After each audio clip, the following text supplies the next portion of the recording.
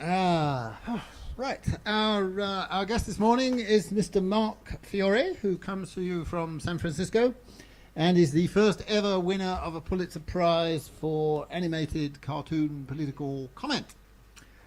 He graduated from Colorado College in political science, and the commencement speaker when he got his degree was Dick Cheney, which must have been an interesting experience.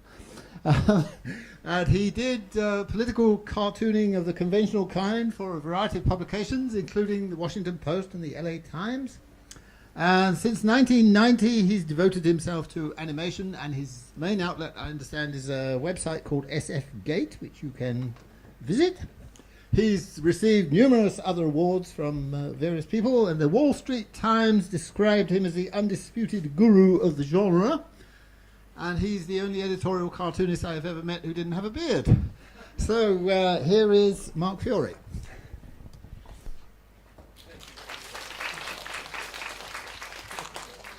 Thank you very much. That's kind of true about the beard thing. There are quite a few with beards and mustaches, so I'll need to work on that. Well, thank you very much. It's great to be here, and thank you guys for coming out in the rain and everything.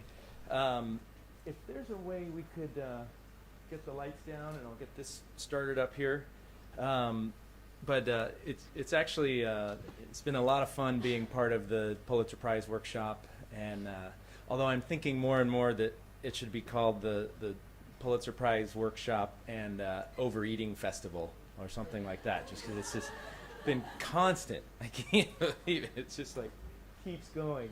So what I'll be talking about a little bit here is satire in the United States and elsewhere to a certain extent too. But as you can see, the definition of satire, which is probably a little bit it can be broader than that too. But the use of irony, sarcasm, ridicule, or the like in exposing, denouncing, or deriding vice, folly, etc., which is pretty much my job description, which is a lot of fun, and I'm very, very fortunate to have this. So before talking too much more about satire, I'll just show you an example of one of my cartoons, and we can go from there. This first one is based on the whole healthcare reform issue that was going on in the United States over the last year. The health system in the United States is just a complete disaster and insanely expensive compared to compared to a lot of countries, but for what you get, it's completely backwards. So Obama came into office. The Democrats had a little more power then, and started to get in on healthcare reform, and there was a lot of scare tactics used to block it. So this is a cartoon I did that deals with that. Healthcare reformers would have you believe they want to keep you healthy, but nothing could be further from the truth. Their plan to make your health coverage affordable is nothing but an attempt to sell your organs to the highest bidder in China. Though their reforms will foster competition among insurers, their real plan is to use unnecessary medical procedures to turn Sarah Palin into an unattractive man who would kill Todd. Sure, reform would prohibit companies from denying you coverage, but that really means President Obama will personally slay your elderly grandparents and mercilessly drown this innocent puppy. You gotta tell them, silent free these people! Their plan is to make Medicare more cost-effective, yet that will lead to swine sex marriage and Kenyan citizenship for all. Stop this reform madness now, before Obama sneaks into your bedroom and feeds Nancy Pelosi your still beating heart. Paid for by Americans for Insurance and Drug Company Prosperity, who enjoy paying more and getting less. So that is, it's kind of an example of a lot of the work that I do where it's become so absurd in politics in the U.S. and abroad in a lot of cases too, that you really don't have to go much farther to turn it into something even funnier and even more ridiculous.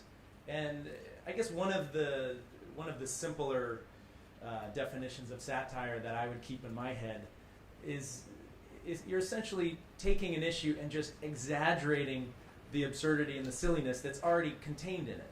It's like you're taking a little walnut, and it's a stupid little walnut, but you're blowing it up, and it kind of highlights all the flaws and the problems with it, and it's easier to see that way.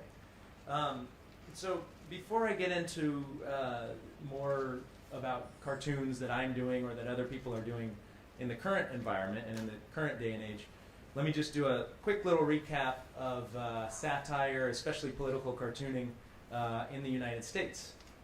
Probably one of the first, or the first cartoon that people consider an American political cartoon was drawn by Benjamin Franklin. You guys may have seen that image before. It's a print of essentially his take on the first colonies in the United States and how if they don't unify, they're in big trouble. So join or die. So that's a famous one.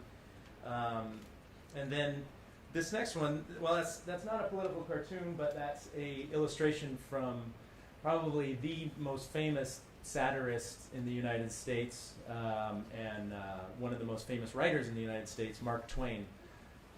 So he's done just an incredible amount of work and did an incredible amount of work to advance satire in the United States. And one of the ways he did that, and one of the things that I try and do and bring into my work, is taking an issue that is otherwise serious and heavy and weighty, whatever it might be, as an issue in society, and making it more interesting and more accessible through characters. And so, I do that with cartoons. He did that with characters that were written in a book. And it's all satire, and it can come in many, many forms. Here's another example. This is probably, next to Ben Franklin, this is probably the most famous early American political cartoonist, Thomas Nast. And the funny story about this cartoon, that the guy in the middle, the big guy, is a guy named Boss Tweed, who was this big politician who was in control of what they would call a political machine in New York. And it was called Tammany Hall. And he basically was incredibly, incredibly corrupt. And Thomas Nast did cartoon after cartoon after cartoon about him.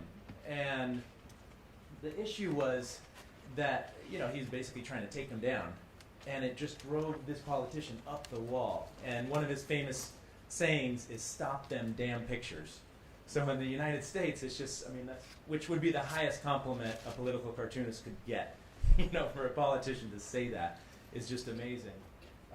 So little side note about this cartoon, which originally ran in Harper's in the United States. It was about a different issue, but in the meantime, Boss Tweed had been under threat of jail and was basically caught. And he fled the United States and went to South America, where this cartoon later appeared. He was hiding out in South America, and someone who didn't speak English, just, they didn't read what was all on those signs, and it didn't really matter to them, but they saw this picture, they recognized Boss Tweed in their town, and they turned him in, because they thought this was a wanted poster. They thought he was a child kidnapper, even though that's not what he was. He was a different kind of bad guy.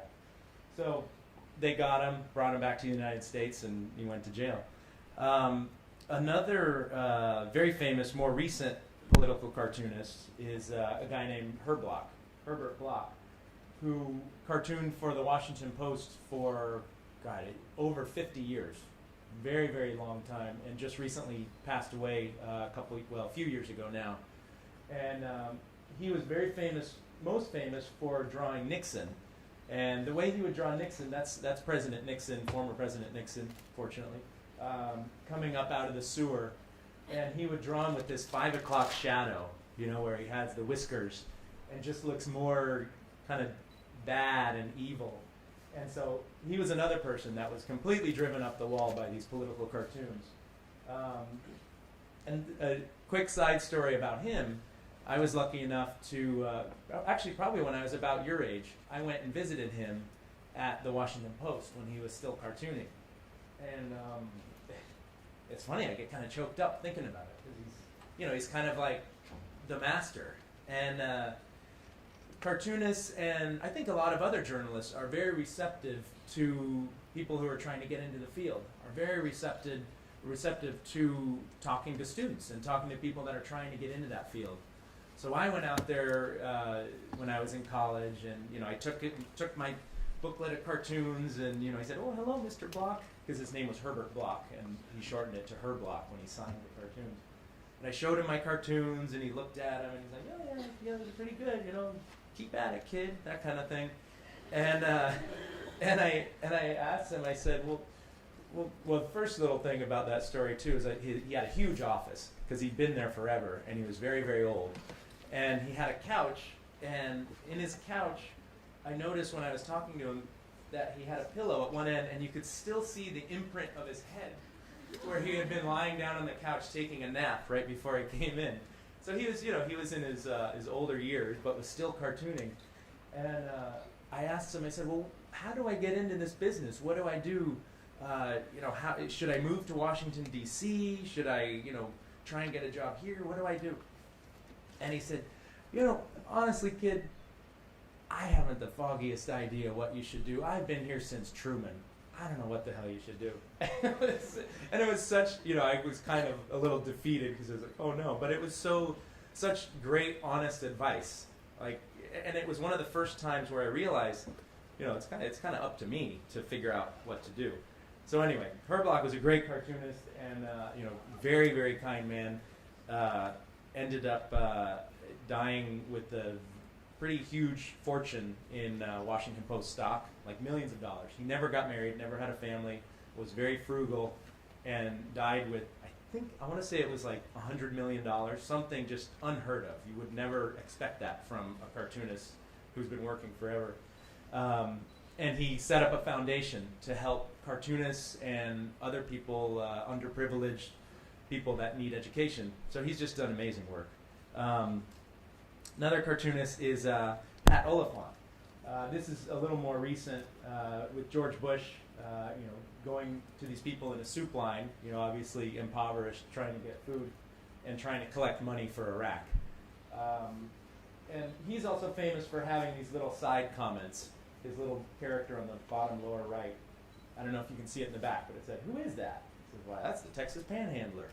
So he's very, his style, to me, he was one of the people that I really looked up to when I was getting into satire. And my style, in a way, kind of came out of his style, trying to copy his work, and not really succeeding, and coming up with my own work. So, and that's the way I think it works in a lot of artistic fields, and I think honestly even journalism too. So, in this day and age, though, satire can take so many forms. It's not just print political cartoons. It's a little bit of what I do, and on the far end of it, which I think is one of the most successful things, is this, which you probably will recognize. Not a wave election, but a tidal wave election. Are we at tsunami? To me, that's an earthquake. This is a lot like 1811, 1812, when the New Madrid earthquake was so devastating that it made the Mississippi River run backwards. You do realize all your metaphors for Republican victory killed thousands of people. Tonight is a great night for the Republicans. It is an electoral win of bubonic proportions. A black death that has swept the nation. A true night of Republican Ebola. So anyway, that's Jon Stewart of The Daily Show, who is, if you guys haven't looked at his work and looked at the Daily Show, definitely check it out online. It's some of the sharpest satire out there today. It's amazing.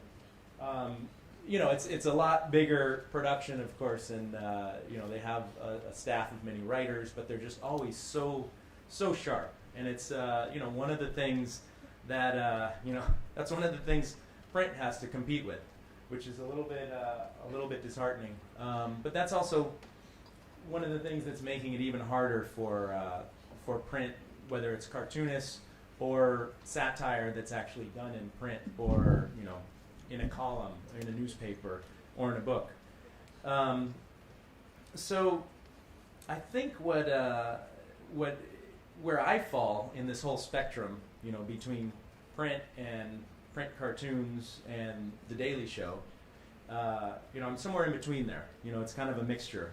And let me show you this this cartoon that was done in the tail end of the Bush years. It was probably, it was right before he left office, as the economy was, headed off the cliff, and everybody was worrying about a depression. So I did this cartoon based on that. Clap on, clap off, clap on, clap off. The Clapper lets you turn capitalism on or off, however you choose. Don't trouble yourself with a complicated socialist revolution. Just clap on, clap off. Clap on when times are good and you make the profit. Clap off when times are bad. Just clap off the free market and the glorious state will provide. Clap on when you've got profitable derivatives, credit default swaps, and confusing whatchamacallits. Clap off when you realize you really have nothing of value. Clap on when you're so big you must be doing it right. Clap off when you're too big to fail. Clap on and the free market self-regulates. Clap off when the failing markets must be saved. Clap on and the government is the problem. Clap off and the government is the solution. Clap on, clap off, clap on, clap off. The Clapper. Available at these participating outlets nationwide. So that one is thanks. That one, it's just, a lot of my cartoons kind of really resonate around the whole issue of a real dichotomy between left and right, black and white, Republican, Democrat, and it just kind of, it just drives me up the wall sometimes that everything has to be perceived in such a binary way. So that was my answer to that, the old Clapper, which I don't even know if they are. Have you seen the Clapper? Is the Clapper around here in Hong Kong or China? But it's, I know originally it came from here, but it was it's this little device that you stick on a light switch or on a lamp, and it keeps you from having to actually go to the wall and flip the switch. You just clap, and it turns off the light or turns it on. So I applied that to the economy, and it's just, you'll see that in some of my other cartoons I'll show you. But that's the next thing I wanted to talk to you about here was cartoons that are more controversial and satire and satirical cartoons and other things that are causing a little more of an outcry and causing people to basically freak out now and again. And I've done some of those cartoons, and I'm going to show you some other people that have done those as well. This cartoon that I'll show you next is it's one that ran on the website for National Public Radio, which is one of my clients, and this cartoon also ran in other client sites, other outlets. But this was done, let's see, probably a little over a year ago, right around when the Tea Party in the United States was starting to kind of get built up and become a little more of a force. And it was in response to that first cartoon I showed you, the healthcare one with the, buy your organs in China or sell your organs in China. That one was around that same time too, because a lot of the fear tactics that the opponents of healthcare reform were using, they initially were started with using slurs like calling Obama a Nazi, or calling people that were for healthcare reform Nazis or socialists, or just throwing crazy language around. And as a cartoonist, as a satirist, that's a godsend.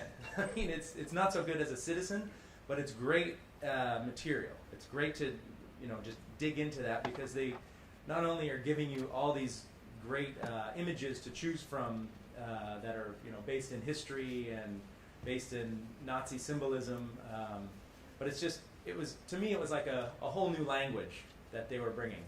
And so I thought, well, what better way to introduce people to the Tea Party than setting it up like you're teaching someone a new language. So I'll run this one for you here.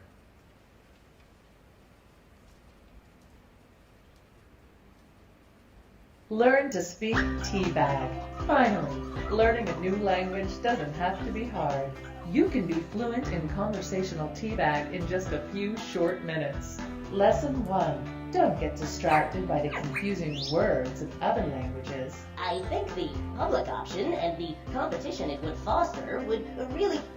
Socialist! Good, very good. Lesson 2. If you're having trouble understanding the words of others or being understood yourself, use teabag's stronger, more descriptive words. Nazi! Perfect. See, that's not so hard. Lesson 3. When speaking teabag, it's not polite to draw attention to others' campaign contributors or industry connections. Remember, they speak teabag just like you.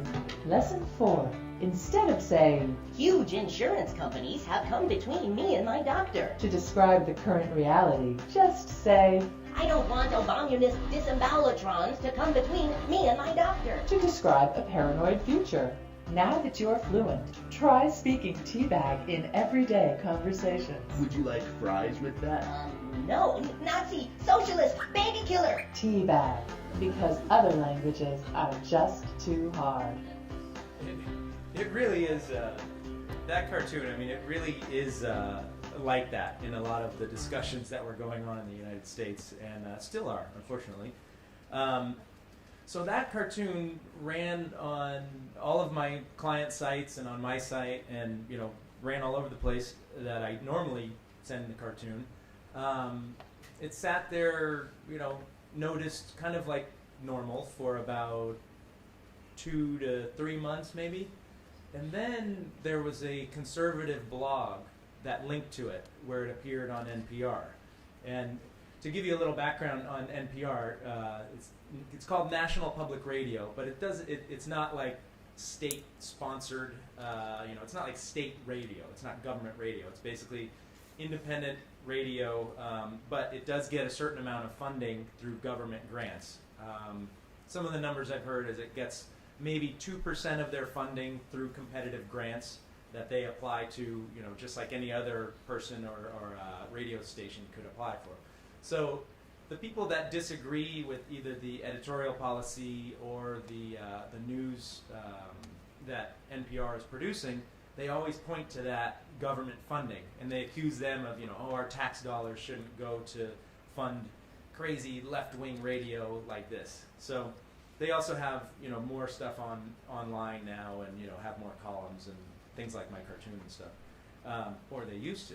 That's a little foreshadowing for you. So after that cartoon ran, later on it became linked to in this blog, and it started to take off in the blogosphere on the right-wing websites, and everybody started pointing to me and pointing to NPR, saying that's ridiculous. You just can't run that kind of stuff, and our tax dollars shouldn't be funding this, and it's a slur, and it's terrible. And so before long, it was on Fox News, which is the most conservative right-wing network in the United States, being discussed by this level-headed guy named Bill O'Reilly. Now, not only was that puerile, sophomoric, not funny, stupid, unnecessary. Go on. Why would they do it? Why would National Public Radio fund it by taxpayer dollars? It is clearly labeled as opinion on their news website. They've got a bunch of different cartoons. Do they have any mocking the Obama administration? They do. In fact, the one that's posted just on the 31st of December takes after the president pretty hard. This guy who does these cartoons is very well known for them as Are you saying a it's a fair satirist. and balanced website? No, he's clearly he admits that he's center of left, this cartoonist, but he does take on the, but you asked the question, he does take on the Obama. I mean, I haven't gone on the website. I mean, perhaps I should have for this segment, but I was very busy, and that's why we hired you. You're to featured do that. actually in one of his cartoons. Of course I am. Yeah, the only problem is that my money, your money, some of it's going to NPR, not a lot, but some of it. And if it's going to be a left-wing jihadist deal, I think that's wrong. That's all. I'm not sure that would qualify as a jihadist deal, but I think but that clearly mocking. I think you need to get some. So it's it feels great to be part of a left-wing jihadist deal. I just love that. Sorry about the audio on that; it was a little low, but hopefully you guys could hear it in the back too. So that was a lot of fun. I mean, after that happened, then it got a lot of attention. But the unfun part was that NPR basically rolled over after that whole controversy. What happened was everybody started calling NPR, so their phone lines were jammed. The comments on their website were just kept going, thousands and thousands of comments, thousands of emails. So there was just this massive campaign. Some of it organized campaign, others just people that were angry or people in support, but they were just completely overwhelmed by the response from the viewers and the listeners. And in my mind, that's kind of what you want. Isn't the high idea, and particularly with satire and political cartooning, what I want is to start a discussion. I want people to talk, and talking sometimes involves getting angry and calling some newspaper or radio station and screaming in the phone and hanging up. That's fine. If you can't handle that, you probably shouldn't be a journalist. So it kept going, and once it was on O'Reilly, that show that I just showed you there, then I started to get some emails and things like this as well. Stupid childless cartoon, blah, blah, blah, blah, blah. Mark Fiore needs to be killed along with his family. And, it's kind of nasty, but I think that comes with the territory. And as a political cartoonist or as a satirist, you should be able to, handle stuff like that. And be careful, kind of, my name isn't on the door of my office, that kind of thing. But, there's certain concerns, but overall you should be prepared for, various emails and letters. The only good socialist is a dead socialist, blah, blah, blah. David, the gun-owning teabagger, he got it all out in the open with the subject line. Start running. I hope you suffer a painful demise. So lots of fun with the various letters and emails and all that good stuff. So this guy, so he's particularly angry there. And some of it was even left in audio form. This was a fun one. I wanted to say to you, you're an idiot. You make fun of teabaggers? Well, let me tell you, you're an idiot. That's all I have to say. You really need your ass kicked big time. Yeah, that's what I have to say to you. Because you know what? There's a lot of Mexicanos like myself that are teabaggers, and we are so proud of it. Yeah, we're going to take your ass down, let me tell you. That's what I have to say. Screw you. I love how she kept saying things after she said, that's all I have to say. She kept talking.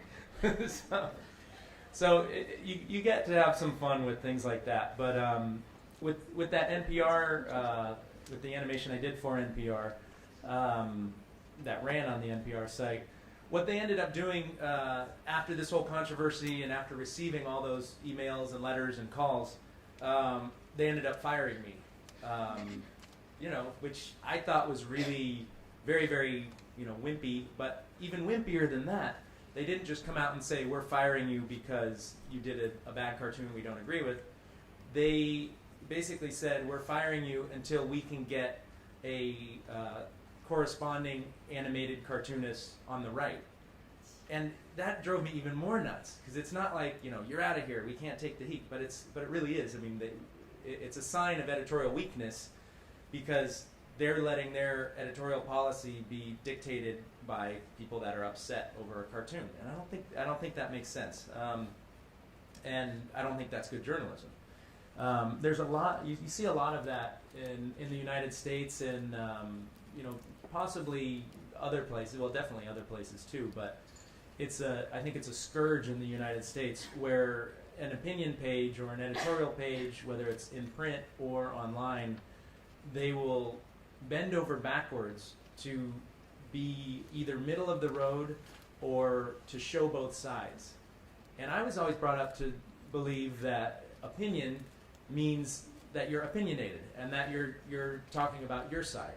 So it's kind of a cop-out, and it's an ongoing cop-out, I think, to present both sides and give them equal weight. You know, I think a news organization, you know, if they have an editorial slant, which they do if they have an editorial page, they should stick to it and not just kind of try and, you know, parse it and make everybody happy. I think that's one of the, I'll talk about this a little more later, but I think that's one of the more dangerous forms of, I mean, in a way it's censorship in the United States, where people are so worried about either losing viewers, advertisers, readers, that they try and pull their punches.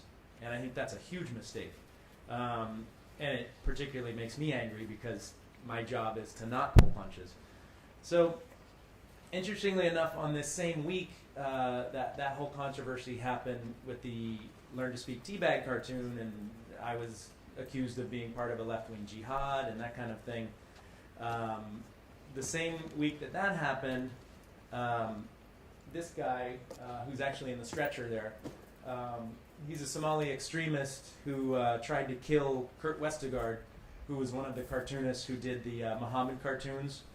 I don't know if you remember, but a few years back there were all those cartoons depicting Muhammad that were published in a Danish newspaper and caused riots and, you know, basically started the entire concept. Well, it didn't start the concept, but brought it current, the whole concept of not drawing Muhammad, how you're not allowed to depict Muhammad. And in reaction to that, there were killings and riots and all kinds of terrible stuff. So this guy here is, you know, now in custody of the police there after getting shot. He tried to break into this guy's house and kill him with an axe because he was one of the cartoonists that had drawn Muhammad. And, you know, the guy that he tried to kill is a really, you know, he probably had it coming because he's a really scary looking guy. That's him there. So, you know, he's such a nice looking grandfatherly guy. You know, and he's a good cartoonist. And he's now, you know, basically hiding and somewhat on the run and has a safe. He actually, when he was attacked with the axe, he and his granddaughter fled to a little safe room, or what do they call that? Like basically a panic room, like a little closet that was armor plated or something, and hid in there as the guy was like hacking with an axe, trying to get in. So the fact that that was the same week, you know, someone physically and, you know, in a very, very threatening, dangerous way, trying to shut down a cartoonist, made me realize, even though my situation was a lot less scary and you know, consequential than this guy's, you know, it kind of made me see, like, you know, hey, Tea Party extremists meet Somali extremists, Tea Party extremists meet Somali, Somali extremists meet Tea Party extremists. So it just kind of emphasized to me that this cuts across, you know, political viewpoints and, you know, slants. And it just, in general, my favorite way to fight something you don't agree with is through either words or cartoons, you know, to do it nonviolently. Another controversy that came up with a very similar issue, or the same issue of depicting Muhammad, was this show, which I'm sure you guys know about. And I'm not sure if you remember when that happened, fairly recently. This was, probably 8 months ago, 9 months ago or so, when this happened. They did an episode that tackled the whole "thou shalt not draw Muhammad." They did an episode where, you know, supposedly Muhammad appeared, but they got around it by always hiding him. You know, by saying, "Oh, look, he's behind that board," you know, and you wouldn't see him. So they would just point and suggest where he was. And one of the shots was, I mean, you know, it's so funny. Like their cartoons are great, they're funny, and they had Muhammad. You didn't see him, but he was wearing a bear suit, and so they showed the bear, and you know, or they were going to show the bear. So that episode was coming out, and what happened was, because of a guy I'll show you in a minute here, Comedy Central censored that episode, and they basically put black bars over any potential depiction of Muhammad, which is kind of funny, because how is putting a black bar or blacking out a scene any different than sticking him behind a refrigerator or in a bear suit? You know, it becomes so absurd very, very quickly. So what happened was Comedy Central altered it. They essentially backed down. And the thing that drove me the most crazy about this was the reason they backed down was not because someone was breaking down their door with an axe or there was a huge, huge outcry or riots or anything like that. It was because of this guy, who is, you know, sure, he kind of could look the part with his beard and everything. Ooh, scary, scary. But he's like a 2-year recent convert to Islam, just out of high school, born and raised in the United States. You know, had all the privileges in the world. Was a break dancer. He lives in Virginia, you know, near Washington D.C. And he just suddenly, you know, I think a screw went loose, and he became fascinated with Islamic extremism, and basically turned into a homemade jihadist, or you know, what I would like to call a wannabe jihadist. So he's just one of these guys where a recent term I read, which I really love, is a jihadist, which I think is such a great term.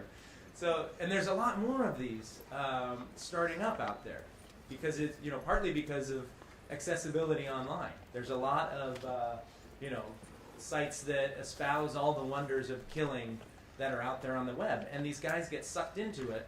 And I honestly, I mean, even though this guy was fairly harmless, but just a dingbat, you know, there is definitely potential harm in that. This is the site that he was part of. This is a site based in, I think, in Long Island, or maybe even Virginia too, but he was writing for this site, revolutionmuslim.com. And it's, you know, these are guys that are, you know, living in the United States, born and raised, and starting to get a screw loose and think they're going to suddenly lash out and become some superstar jihadist. But the funny thing is that while a lot of them are harmless, you know, it can take a turn. So this next slide I'll show you is, I think it's a great cartoon, very funny, but it was done by a woman named Molly Norris, who was based in Seattle, and it kind of tackled the issue in a different way, the whole idea of depicting Muhammad. I'll read the little ones just in case you can't see it in the back. So it says, "Will the real likeness of the Prophet Muhammad please stand up?" And then there's a little teacup, cute little teacup saying, "I am the likeness of real Muhammad." And then the little domino says, "No, it's me." And then, "I am Muhammad, and I taste good," says the little box of pasta. And then the spool of thread says, I'm Muhammad. And then this little purse says, "Come on, it's obvious, I'm the true likeness of the Prophet." A cherry. Can't you feel it in the pit of your stomach? C'est moi. And then at the bottom it says, "Dedicated to South Park creators Matt Stone and Trey Parker." So that was her, I thought, very clever take on what this whole issue really means. I mean, it's so much nonsense in so many ways. But unfortunately for Molly Norris, well, a step before that unfortunately happened. After that cartoon ran, there was a Facebook campaign that, you know, I think had good intentions, but you know, probably caused even more problems than it should have. But it led to a Facebook page called Everybody Draw Muhammad Day. So it was trying to get everybody to draw Muhammad, and said, well, if everybody draws Muhammad, it's like, what are they going to do? You know, these extremists kill us all. So it's kind of, you know, I think it's a clever concept, but so what happened was it led this guy, another American citizen. He's actually you know, he's probably a little more serious, or a lot more serious than the guy I showed you before. This guy's named Anwar al-Awlaki. He's Yemeni American, and he's been involved in a lot of other terrorist plots, you know, like the underwear bomber. Remember him? Another godsend for cartoonists, and you know, thank God that didn't go off. But so this guy issued a fatwa on Molly Norris, and after issuing that fatwa, Molly Norris was forced to go into hiding.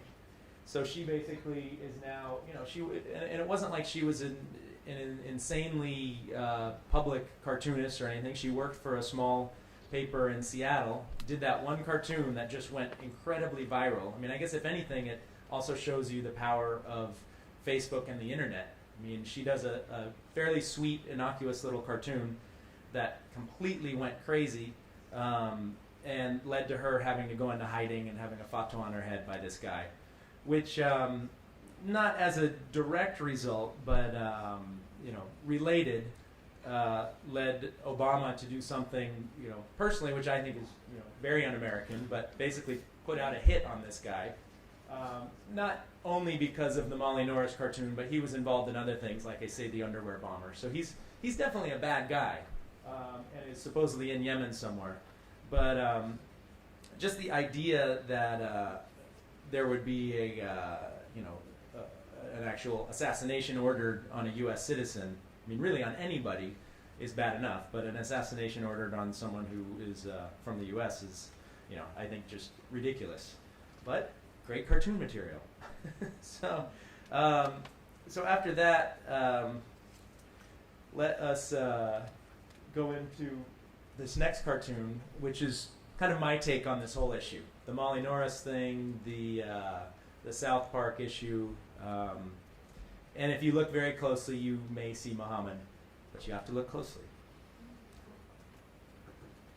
Hey kids, do you like to draw? Ever want to be a professional jihadist? Well, now you can be with the Jihad on Cartoonist Correspondence Course. First, you'll take Art on History, where you'll unlearn all about the previous historical depictions of Muhammad. Next, you'll learn how to spot and become enraged over any drawings of Muhammad, no matter how small, obscured, or poorly drawn. Oops, oh, that's not Muhammad, but keep your eyes peeled. Then, we'll teach you the art of concentration so you can ignore billions of peaceful Muslims as you help destroy a religion, just like a pedophile priest. You'll learn all about graphic threat design, hand lettering, headbutting, and killing to avenge cartoon blasphemy, because Muhammad can't take care of himself. Remember, martyrdom is no big thing, but those cartoons hurt. Ooh. With the Jihad on Cartoonist Correspondence Course, you can go from anonymous American punk to blogging in your basement in Virginia to dictating nationwide television programming. The Jihad on Cartoonist Correspondence Course, because nothing says jihadi tough guy like attacking some dorky cartoonist. Bye-bye! So that was kind of my take. The crazy thing is when I did start to do more research on that cartoon, or for that cartoon, you can find so many depictions of Muhammad in history. And so that was one way that I dealt with that, was to bring back some of those old historical depictions of Muhammad and bring those in. And this is also an example, I like to think of a cartoon or of an animation that probably would not get it past the editorial board or the editorial policy if I was actually on staff with a newspaper or a news outlet. So I think this is one of the strengths of being an independent operator, is that you can stick your neck out a little more than you can sometimes, I think, with a corporate entity. Although I might not have anywhere to hide, that could be the problem. But not everything is revolving around Muhammad or around life and death situations with satire and with controversial cartoons. Some of it is just good old-fashioned stupid politicians. This is a cartoon that was done by my friend Matt Davies, who's a great cartoonist. Has that very sketchy style. And he's based out in New York, and there was a Republican congressional candidate. This is just in the most recent election.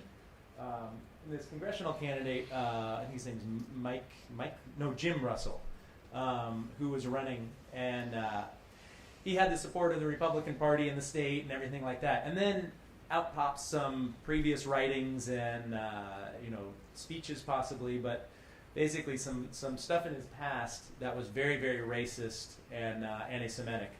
And so suddenly the Republican Party pulled their support, and he was kind of left out on his own. And so my friend Matt Davies, kept hammering him, because he was still a candidate, kept hammering him in cartoons like this.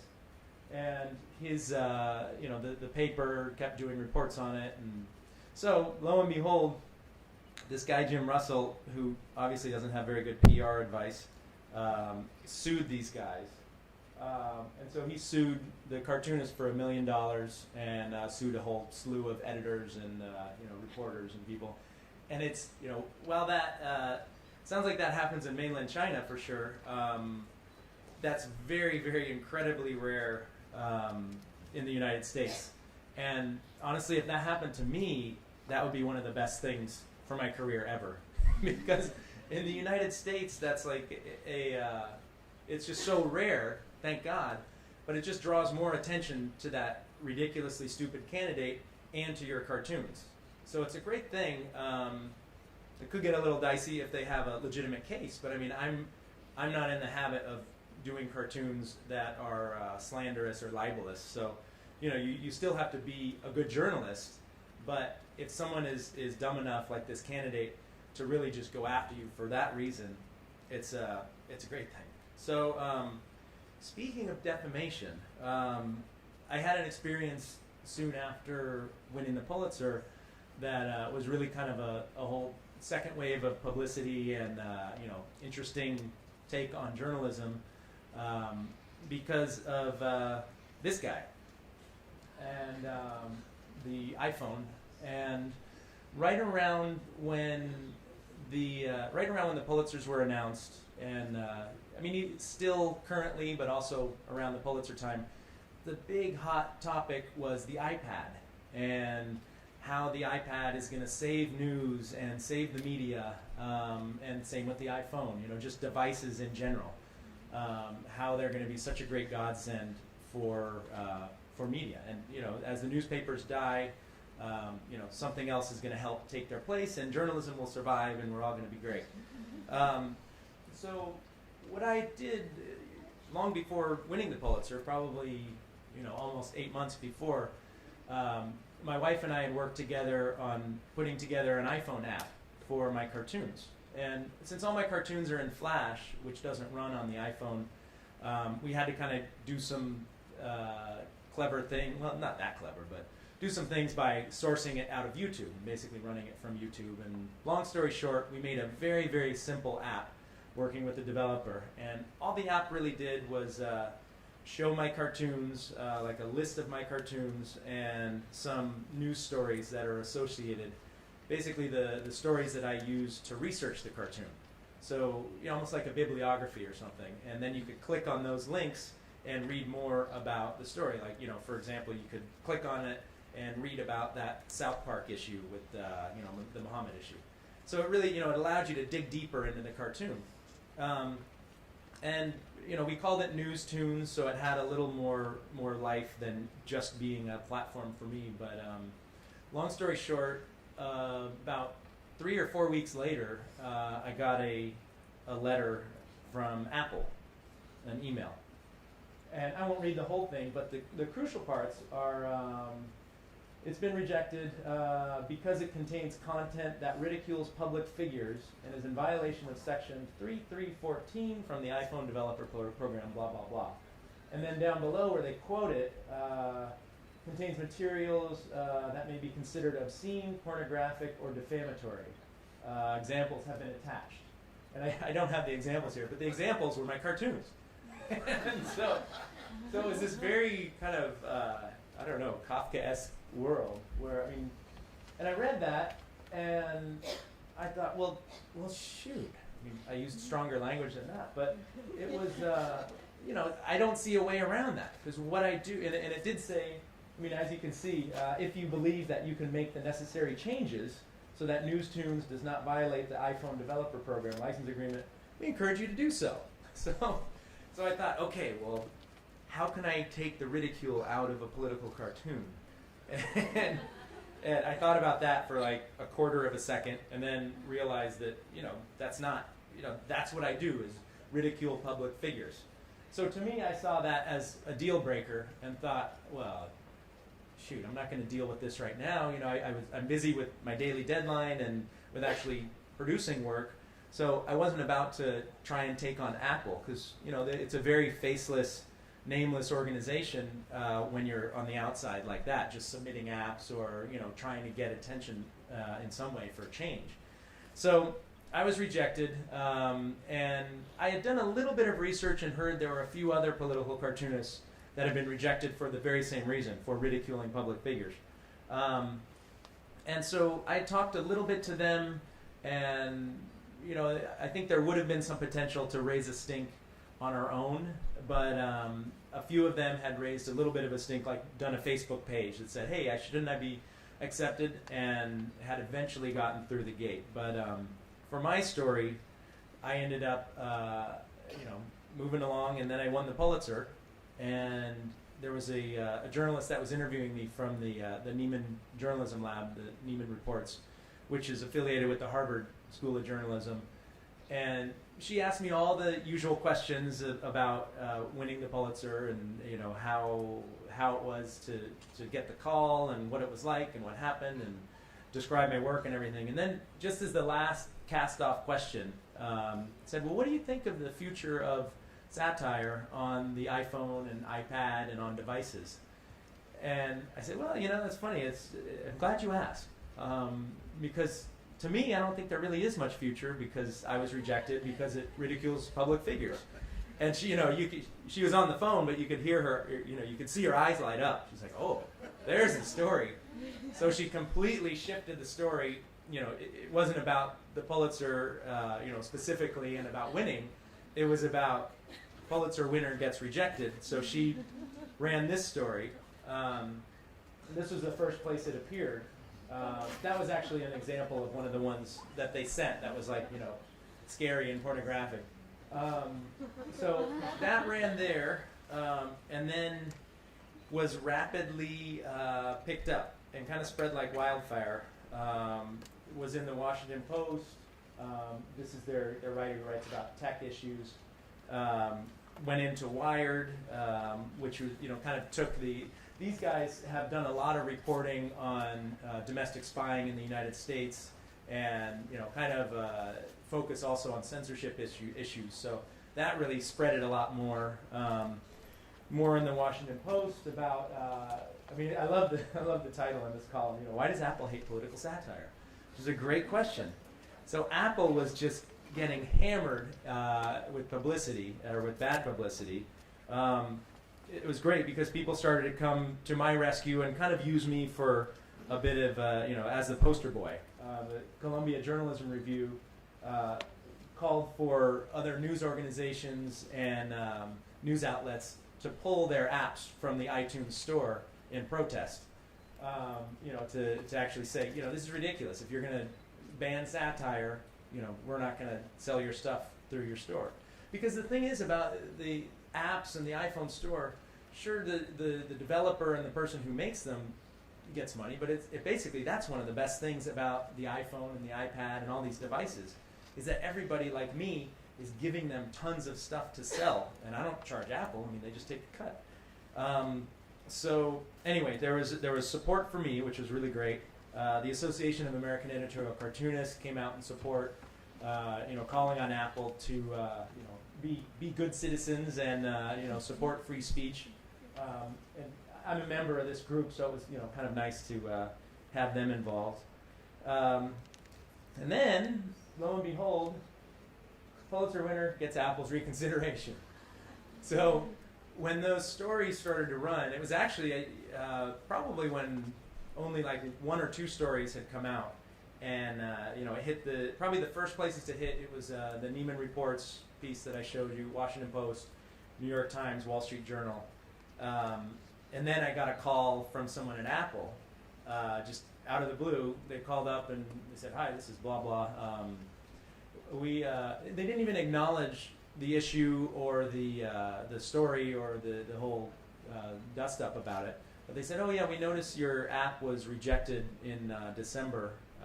You might want to consider resubmitting it." And I said, "Oh really? Okay, yeah, I'll think about it." And so I wasn't in a huge rush to do it right then. But and the other thing that the guy said, Rich was his name, I believe. But the other thing he said was, "Oh, when you do resubmit it, give me a call and let me know, and I'll make sure everything goes well." He didn't say that last part. He said, "I can't guarantee, but just give me a call and let me know." So I ended up doing that. I ended up sending it in, resubmitting it, not changing a single blip or byte of code or anything, just resubmitting it, and called up my buddy at Apple, and he said, okay, well, let me check. And you hear 2 keystrokes in the back. You hear this like 2 keystrokes. He's like, okay, it's all good. It was just like that, and it was done.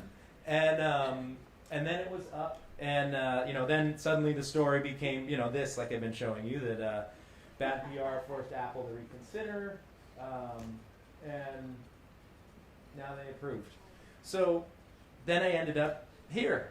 Then it was on the store, and ended up selling it for 99 cents a pop, and within 24 hours it was the top selling news app on the iTunes store, and beat out CNN, beat out Drudge, beat out all the other news apps, and all in thanks to Apple and Steve Jobs just kind of tripping over themselves trying to figure out as they go. And it's funny, when this was all going on, a lot of people would call me or would ask me, well, why don't you just tell Apple to, go screw you and go to deal with Google or Android or one of the others? And, a lot of people see Apple as the evil empire, particularly then when that was happening. They saw Apple as the great demon that was out to squash all freedom.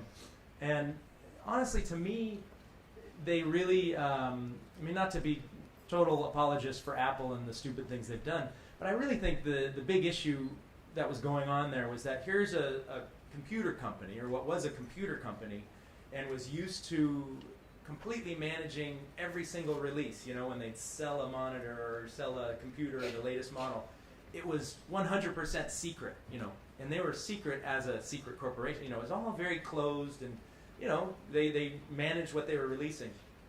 And then along comes the whole concept for the iPhone and the iPad, and having this more open system where you're increasing the value of your products by bringing in media. And I think really it was growing pains and them trying to figure out, and they're still trying to figure out, how to become a media company. And because that's basically what they're becoming. It's much more of a media company and less of a tightly managed computer company. So they were tripping over themselves, and it worked out well for me for selling the app.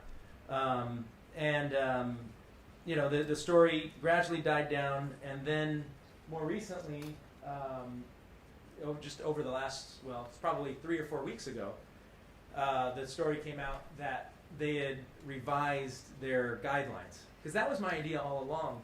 And involving the Association of American Editorial Cartoonists and reaching out to other groups like that, I didn't want to make it just about me. I didn't want to make it, just that I was trying to get into the App Store and now I got in and woohoo, see ya.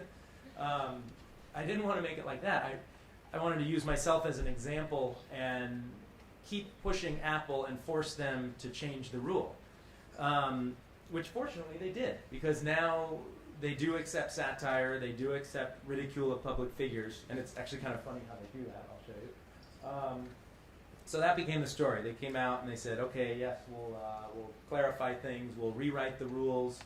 From that letter that I showed you early on, the rejection, now this is the current section in the code. Any app that is defamatory, offensive, mean-spirited, or likely to place a targeted individual or group in harm's way will be rejected.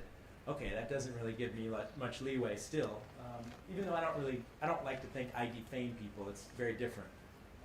So that's what they've changed it to, but I like to call this next one, it's kind of pompous. I should probably call it the Mark Twain exemption, or you could call it the Mark Fiore exemption. Professional political satirists and humorists are exempt from the ban on offensive or mean-spirited commentary. So they and just because I'm a jerk and I am a satirist, I translated. So 14:1, thou shalt never defame or critique in a naughty way thy fellow man or woman ever, ever, ever. And the section 4:2, professional satirists and professional satirists alone shall defame and critique in a naughty way man, woman, child, or beast. So I think that's kind of the direction it's gone with these guys, and will continue to go. But I think really what's going on is that they are having a a very difficult time making that adjustment. And you're going to see more of that. I'm sure there'll be more issues. Because even, here, I'll go back here. Even this exemption, professional and political satirists. I mean, even, that's great for me because, I can make the case that I'm a professional political satirist. But what about someone who's not, who is trying to break through and who does the same exact thing that I do? They can still be exempt if they're not a professional. So this still has flaws. So these guys are going to be, tripping over their new business model for a while, I think. But I think as journalists, it's a real opportunity. Not that they're tripping over themselves, but it's an opportunity. I do think these devices have a potential to help better journalism and help journalism survive, really. Because, it's not like you're going to be creating anything that has completely different values than the current values of journalism, like we were talking about yesterday. It's just a different delivery method. It used to be on paper, and now instead of a newspaper, a businessman is going to be sitting there, next to his businesswoman wife, both holding iPads or whatever the particular device is. They're smaller, they're easier to carry around, and I think that we're going to see more of that, and it's really going to help journalism in the long run. It gets a little tricky, though. There's still going to be issues that we have to figure out along the way. So, since my first app release was so successful, thanks to Steve Jobs and him kind of, stumbling over. I mean, that's the other thing I figured out in this is that anything that guy says, suddenly becomes a huge news frenzy. It becomes a story. If he says, I really like blue paneling in conference rooms. Suddenly that blue paneling is going to go like hotcakes. It might be the hugest seller in the world. So, that was kind of an interesting experience to also be on the receiving end of media attention. Probably, some of the other Pulitzer winners have had that too, but it's just weird when you become the story. It kind of made me feel weird. So anyway, long story short, I'm redesigning the app to be more, basically to work better. The current app is a little glitchy, just because we did it on a real tight budget, on a shoestring. That's something that I think needs to change and will change with app creation. Currently, most apps, you need to have a developer, or you need to be a smart programmer yourself to create a good app. And so what I did, since I'm not a smart developer and smart programmer by any means, I hired a guy who had worked with me in the past doing some Flash action scripting interface design for my site. And he made the app, and it functioned, but it was very glitchy, and I got a lot of negative reviews on iTunes because it would cause problems. It wouldn't necessarily work. But that's and so what I was going to say is that what that does is it creates a barrier of entry for people that are trying to make apps, because you have to put out a little money. I mean, the first one I spent I think $1,700, which to me was that was expensive. I was like, God, do I really have to pay that? But now when I've been researching the new version or creating the updated version, I talked to some people and took some bids, and it seems like, at least in the San Francisco area, which is probably more expensive than it needs to be, but is probably $5,000 minimum, $5,000 to $10,000 minimum to do it. And I was fortunate enough to finally get through my thick skull that I had a really good friend who can program these. So now he's doing that. So anyway, the new app is coming soon, and will hopefully be part of new devices or other devices as well. This is an example of what I was talking about, where the first version did this, but the second version will hopefully do this better, where you've got your cartoon, and even though a cartoon should stand on its own and should really be able to be understood without actually knowing every single thing about that news story, my work, I think, it benefits from having more background material. So, like, for example, in a cartoon about spying, domestic spying, you're going to click through and you're going to find articles specifically related to that cartoon. And these are articles that I use to research the cartoon. So it's not just doing a search and looking for articles that like have the keyword spy or spying in it. These are the actual articles that I use to do the research. The other thing that I'm including in this, and that I think is really important for not just iPhone apps and apps, but for journalism in general, as much as it annoys me and as much as it's a pain in the butt sometimes, is to make it so things are easy to spread around, you know, and that means you've got to be up on the current technology, whether it's Facebook or Twitter or whatever the next thing that comes along is. So that's kind of the recap of the whole iPhone app strategy or controversy and satire in general. And I think really still, rather than getting into the nitty-gritty about the business and about where devices are going and all of that, I mean, really, for me, the number one is still the basic level of journalism and of saying something. You know, I think every cartoon should say something, and every political cartoon should really say something and take an opinion, take a stance. And I feel like mine do. You know, you do see cartoons out there that deal with, you know, Britney Spears and Michael Jackson issues and don't really comment politically, but hopefully they'll be a thing of the past. So let's just look at one more cartoon here for now, and then we can move it on to questions. I wanted to leave a lot of time for questions. So this is one that deals with the whole concept of the invisible hand. You know, the Adam Smith concept of, you know, the markets will do all right on their own. You know, we don't just let things happen and capitalism will work out. So this is my take on that with my characters, Dog Boy and Mr. Dan.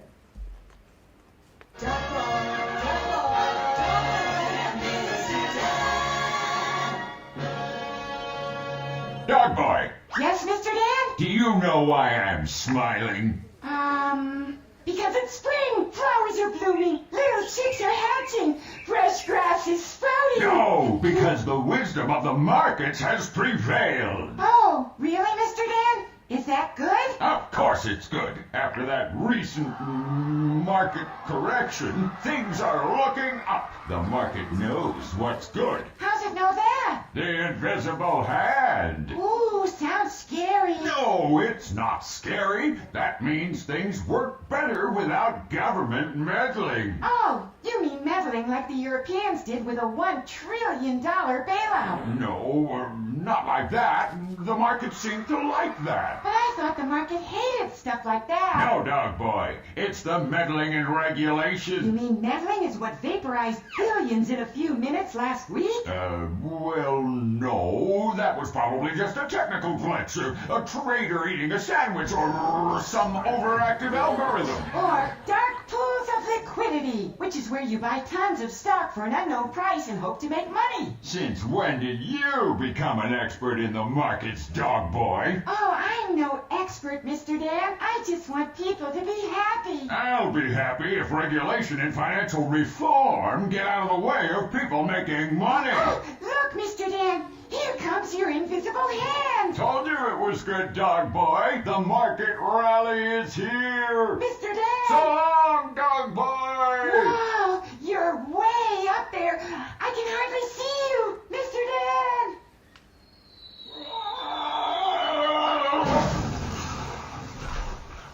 Mr. Dan? Do you want an invisible ambulance, Mr. Dan? Where would I find an invisible phone to call on? Mr. Dan? Mr. Dan? Shut it, Dog Boy. Poor Mr. Dan. Dog Boy just tortures him every episode. So anyway, that's an example of really taking certain elements, like some of it might have tripped over pretty fast there, but some of the words and the dialogue, like Dog Boy talking about invisible pools of liquidity. I mean, that's actually a term that I had been reading, and you know, it's actually a financial term that people were talking about, which really is like not knowing what you're buying and hoping that it works. And to me, it's just so crazy. So there's always a basis of fact and of actual, not necessarily reporting, but relying on reporting to build these animations. So if there's questions, I'm happy to talk questions or answer questions, and we can always show more cartoons too. Any questions?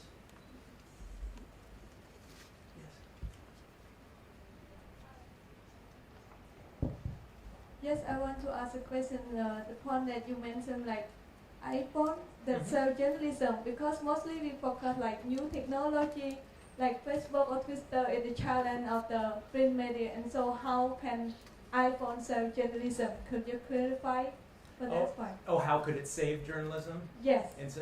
I mean, I think it's going to be an element. I mean, I think good journalism still has to save journalism, but I think the devices can help save it basically by having a funding source. With the web, the media, the newspapers in particularly, we're giving everything away for free, and iPhones and iPads in large part are seen as kind of a do-over. You know, you get to do over that mistake of giving everything away for free on the web. Now people are turning away from getting the news and getting, or just spending more time on the computer, on a desktop, where they could get everything for free, and they're going to be on their phones and on their mobile devices more. So that's the chance to get more revenue coming in through micropayments. And I mean, like my app, I sell it for 99 cents, which is, you know, at first glance is ridiculously low, I would think, but it's definitely a helpful revenue source coming in for me. And I think newspapers and, you know, news outlets can definitely use that to their advantage too. So yeah, overall, I would just say it's another way to bring money into the newspaper or into the news source. Anyone? Yes.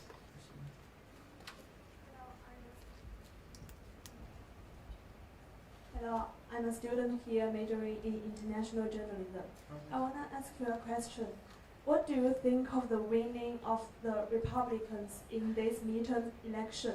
Can you express your opinion in a satiric way? Would you like my opinion as a citizen or as a cartoonist? Cartoonist. Okay, as a cartoonist, it's great. It's the best thing. No, as a cartoonist, it's going to be wonderful because it's good to see ridiculous characters like John Boehner, who's going to be the Speaker of the House, getting in there. People changing over like that. I mean, it's more of a crazy mixture for cartooning. But as a citizen, I mean, I don't think it's good at all. It's going to be hopefully things will still happen or things will start happening. But it's really just going to mean a lot more gridlock and a lot more difficulty in actually doing things. It was that way before too, because the Republicans were still able to block things just by saying no. But I think for this new election, it's going to be very good.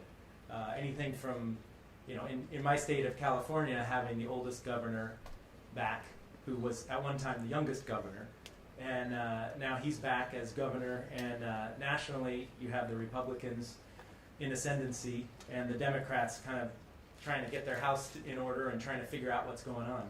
So as a cartoonist, it's going to be very, very interesting.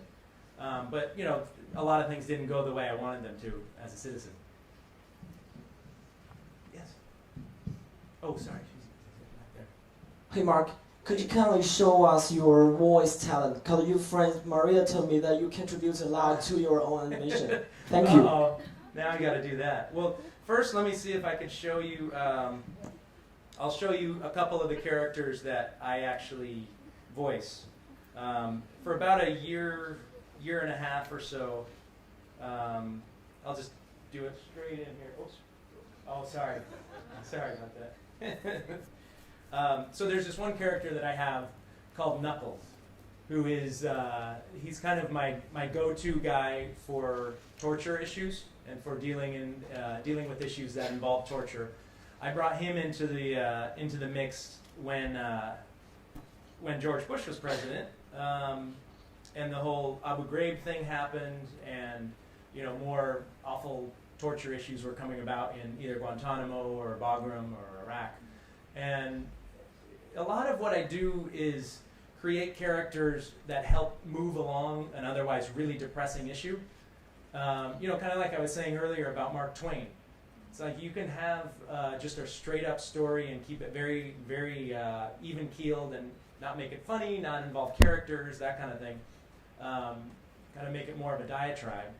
So what I like to do is take in issues that are difficult to handle and bring in funny characters to help make it accessible for the viewer, but also make it easier for me to handle a week of wading through torture issues. So it helps keep my sanity, and I think it helps keep the viewer's sanity too. So this one, it's not going to be in the the snazzy black display like the others, but I'll show you here. Oh wait, let me do one quick thing. Be right there. Sorry about that. I just need to do this mirroring thing so we can see it. Okay. Now you'll be able to see what I can see, and I can see what you can see. There we go. So here's a Knuckles cartoon. Oops. Just in time. One more. Knuckles. Me, Knuckles. They call him Knuckles. Me back for good. He's good at beating the prisoners, but they sometimes die. Me thought I out of job when Barack Obama turned president. He say tickle fuzzy hug bad. I pack my bag when he say close Guantanamo, but now still open. Me happy. Even better now is Bagram in Afghanistan. More secret, more tickle fuzzy hug. We bring prisoners here from all over the world because Bagram is magic place. Lets us do things to prisoners without stupid evidence, charges, judges, and justice. Knuckles can lock up forever. My new boss, Barack Obama, protects magic secret kingdom of Bagram and likes civil liberties. He never knew liberty could be so fun. My new boss also turning more Bush than Bush. He okayed killing of U.S. citizen. Knuckles like. Knuckles always hoped things would work out good. And now we have president me can't believe in. Knuckles. Me Knuckles. They call him Knuckles. Bashing heads. He's good at beating For change. Beating the prisoners, but they sometimes die. Any more questions? We like questions. You have questions? So that's kind of the Knuckles thing, where, I mean, that's his shtick. Like, I don't want him to be unlikable. I want him to be likable, but he's just mistaken. he just, he doesn't know yet that he shouldn't be doing what he's doing, but he likes his job, and unfortunately, he's still employed. So, I think you had a question right here, right?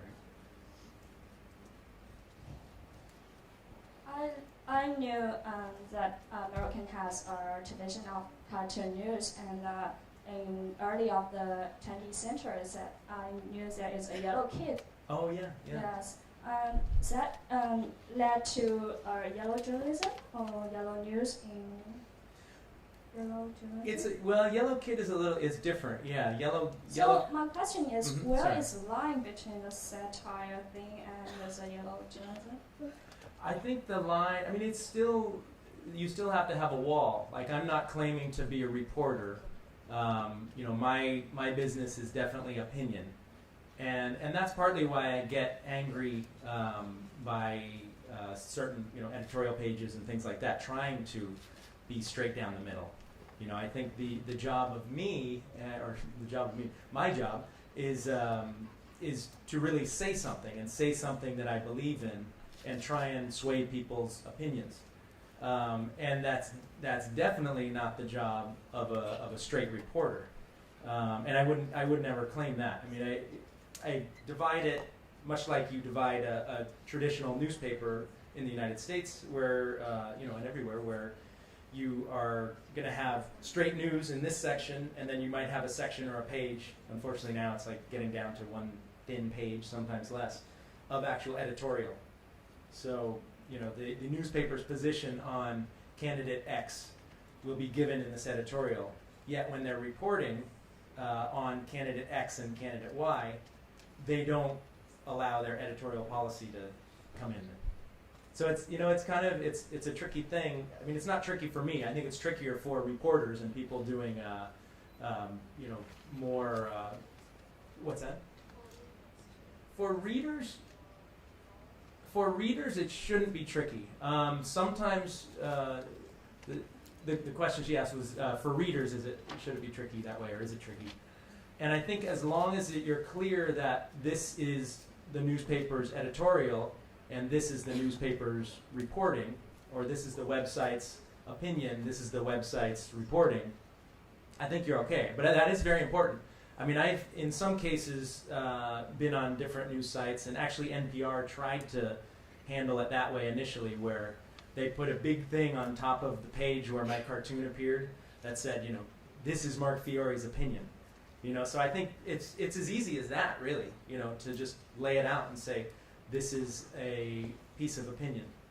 And, you shouldn't get your facts from my Knuckles cartoon, even though I don't put in lies in there. It's definitely skewed.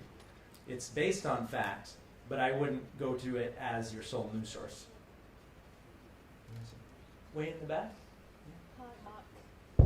I'm Alex from IJS, and what you mentioned about taking stands just now, and my question is, when I watched the daily shows in this season 2008, it seems that a lot of sarcasm on Bush and on the Republican, but now everything is about Obama. So is the stance is to attacking anybody in the position, or what is really the stance? That's it. Yeah, that's a great question, and that's one that I think about, and I haven't really wrestled with it, but I think a lot of satirists do wrestle with that, because it's always going to be easier to attack the whoever's in power, and I think in large part that is the job of a cartoonist or a political cartoonist. But I think you should still be guided by your core principles and your core beliefs. And I like to think that I am. And while I'll attack Obama, I'll criticize him for issues that I was criticizing Bush for. I criticize Bush for Guantanamo, and I'm criticizing Obama for Guantanamo. I criticize Bush for his tax policy and tax cuts in general to the wealthy. I'm not criticizing Obama for health care and suggesting things that I do agree with. So it's still, for me, it's still coming down to the particular issue, what I do believe and what I don't believe.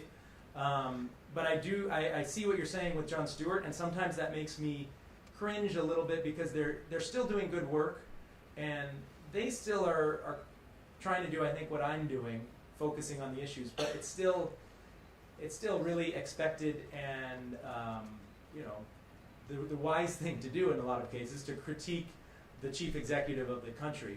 But it does drive me up the wall sometimes, because I do see some political animators doing that, and I do see some satirists doing that, where they'll just go for whatever the topic is and whatever the popular thing to criticize is. So I like to think that I don't do that. But I'm glad you picked up on that. Hey Mark, may I know your understanding or comprehension on the combination of the art and the journalism? You know that maybe to some conservative reporters, the use of animation and cartoons will still be a pretty revolutionary things, maybe especially to the guys in China. And also I want to know your, what are the things, or to say the contributions you want your cartoon contribute to the development of journalism? Yeah, thanks. I think the contribution I'd like to see my cartoons make, it's kind of twofold. It's to journalism itself and to cartooning itself. I hope that I'm opening up a new path for people.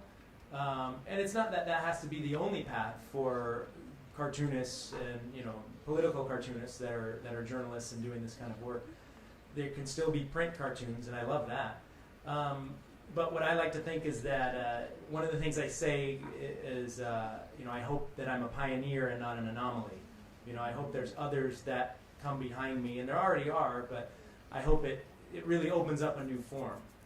And it's so much more in sync with where our technology is going and where our delivery of news is going, that it seems to make sense. I think there will always be print political cartoons, whether they're in a newspaper or whether they're tacked to a telephone pole or something. They will still exist.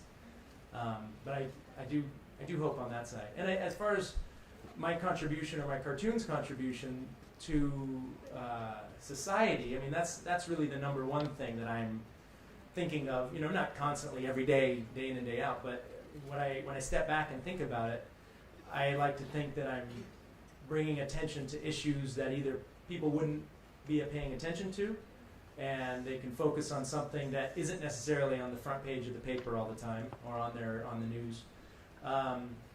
But I also like to think that my work helps elevate things and helps bring a clear vision to people to see the way I see.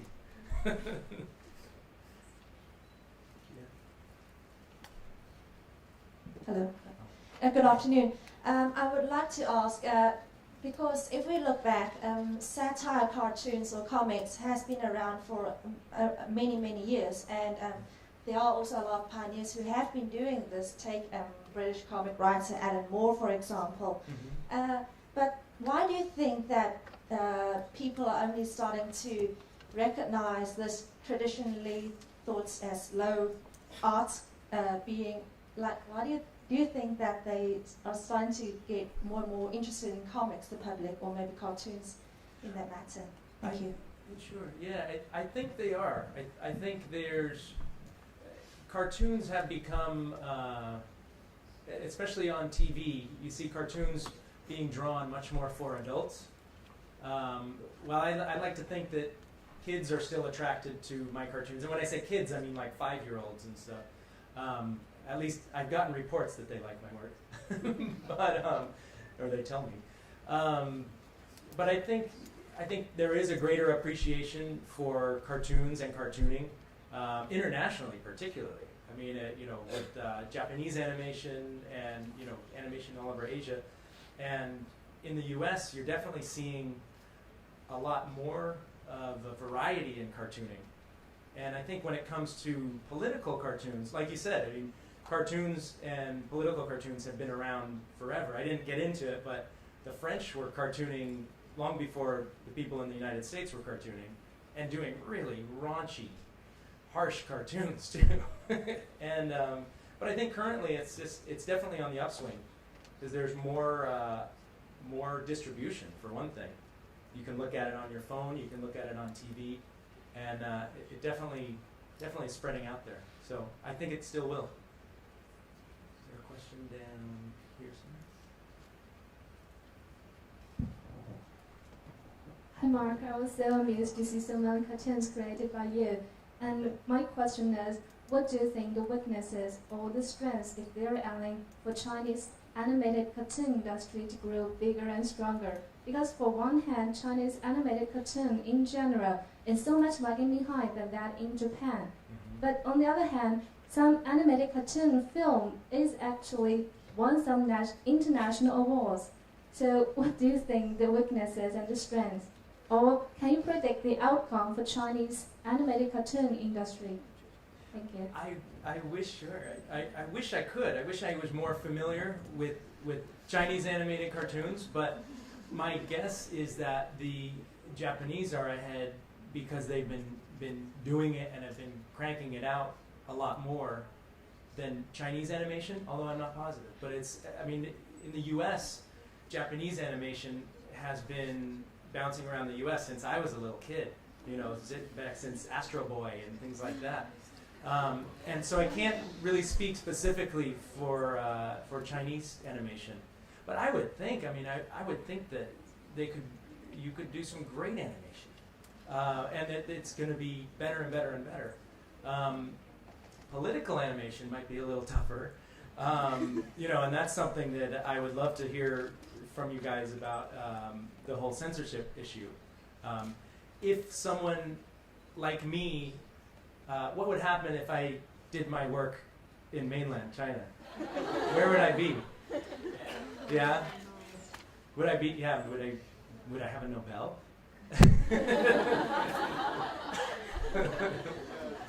Yeah. I would have fewer teeth probably, having been beaten. No, that's. I definitely will follow up and investigate more, because I'm sure there is some good work out there that I need to know about. Thanks. Any other questions?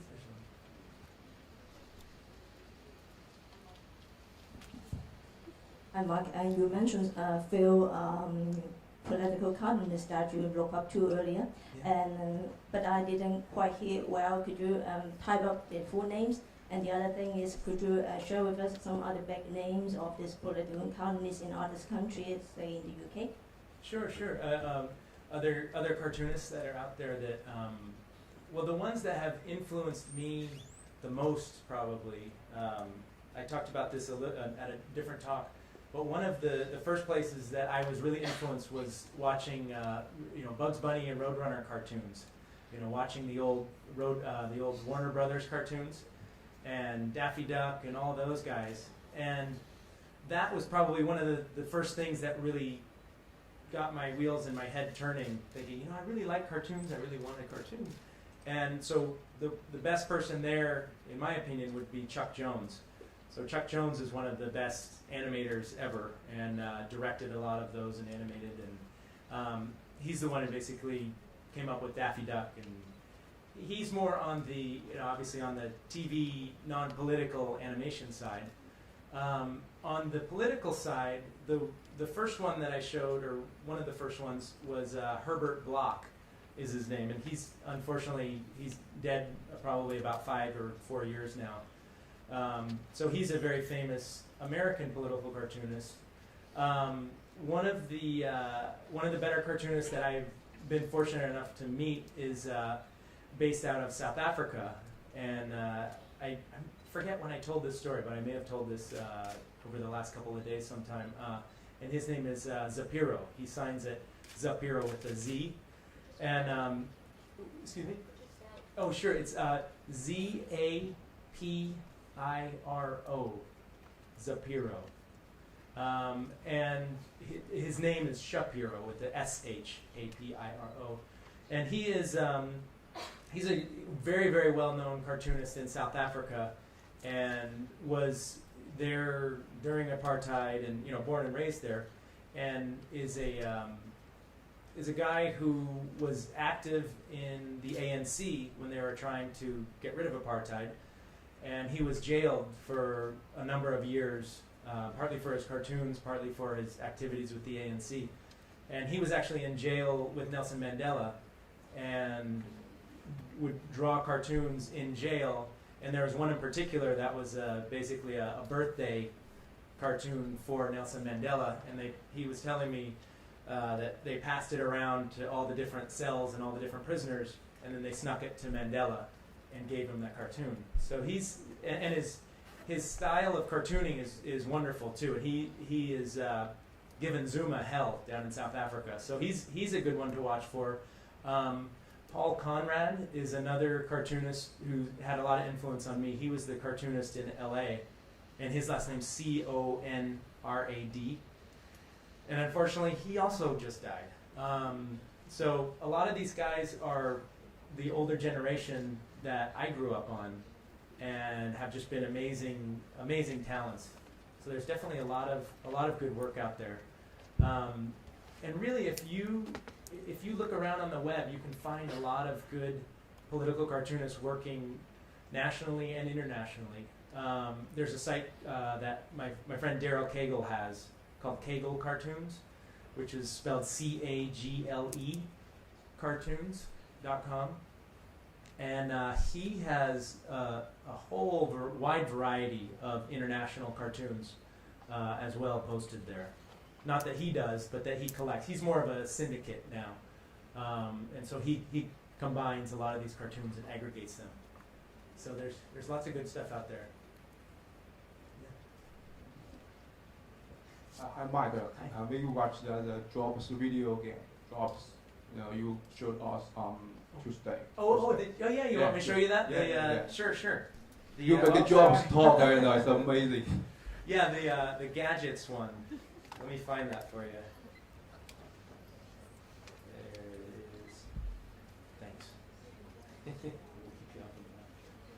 So this, to give you a little backstory on this cartoon, I did this cartoon after the whole dust up with Apple and the whole App Store controversy. But it's not really about that. It's not about me. It's not about that issue. I felt kind of weird doing a cartoon about that. People ask me, well, why don't you do a cartoon about Jobs and Apple and how they rejected your app? And it felt too self-referential and too, I don't know, pompous to do a cartoon about myself in that way. So I didn't do it on that. But later on, I did a cartoon. This was when the G4 came out, the latest iPhone. And when it was coming out, the whole issue with the antenna was the big story, and how it didn't work, and it didn't work well, and all of that. But really, what I thought the big story was the fact that these things are obsolete in like a year, or that they just keep cranking these iPhones out, and they keep cranking new gadgets, not just Apple but other companies. And why do we have to keep upgrading and upgrading and upgrading? It's like those resources come from somewhere. Some of them come from here, and a lot of them come from awful mines in Africa, and the minerals, the tantalus and the coltan that goes into the phones. So, and part of that is it was a little bit of a personal story, because I had held on to my crappy little phone for so many years, and I wanted to keep doing that, but I also wanted an iPhone, and they're cool and I like them, and I have one now, but I didn't buy it new, and that was one thing that I, after doing research, and it's kind of funny, but it is kind of something where if we all bought used phones and used devices instead of always the latest and greatest new model, because in the United States it's like a feeding frenzy at an Apple store when they have a new model out, and that happens so often because Apple knows that they can make so much money. So what I started to find out in more of this research was just all of the awful stuff that goes into an iPhone and into other devices too. So here's the cartoon I did based on that. Once upon a time, in fact it's today, devices and gadgets grow every which way. The future is mobile, the future is now. Better buy yours today or be dated. And how? These cool little things are amazing devices, thanks to warlords like me with my terrible vices. Rocks from the ground fund my rapes and my pillage. You get your tech toys, I get my Congolese village. Look, the true source of this stuff we can't really tell, but with broken antenna, they've been selling quite well. They're sleeker and cooler and newer times two. A bit of Naomi Campbell just for you. New models are needed, 'cause new is now old. Thanks to your upgrades, tin is now gold. Don't even say it, or even think through. Whatever you do, don't buy used. So it really would, the whole concept of buying used or of keeping the phone longer if possible, it's like, I'm not going to be a complete Luddite and not buy an iPhone, even though I tried to hold out as long as possible. But it doesn't need to be the latest and greatest, and we can really, use a little bit more discretion when we are buying the latest thing every single time. So that was my little take on that. Any other questions out there? Thank you guys very much. This has been a lot of fun. So I'll be around if you have any other questions too.